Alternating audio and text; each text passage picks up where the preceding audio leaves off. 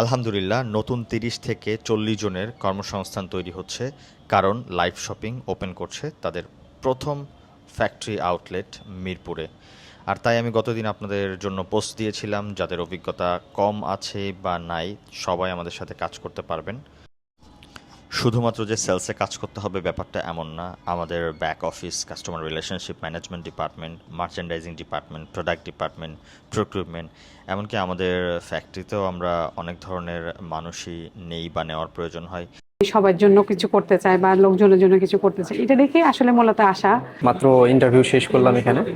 তো আমার ডিপার্টমেন্ট ছিল মার্চেন্ডাইজিং অথবা প্রোডাক্ট ডেভেলপমেন্ট ডিপার্টমেন্টে।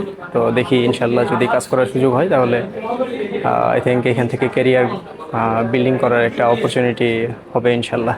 অনেকে ইন্টারভিউ দিতে আসছে, আমিও ইন্টারভিউ দিতে আসছি। আশিক স্যারের সাথে কাজ করতে আমি খুবই ইন্টারেস্টেড।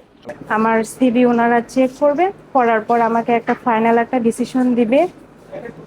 আর সেটা শুনে আমার যদি মনে হয় যে আমার এক্সপেকটেশন স্যালারি, তারপর আমার ওয়ার্ক প্লেস, যেহেতু আমার ডিমান্ড ছিল অফিসিয়াল সেকশনে যদি কোনো আমাকে কাজ দেয়, সেটা যদি দেয়, সব আমার রিকোয়ারমেন্টের সাথে যদি ওনাদের রিকোয়ারমেন্ট মিলে যায়, তো আমার মনে হচ্ছে যে আমি একটা অপরচুনিটি পাবো। আমি আসছি মিরপুর থেকে।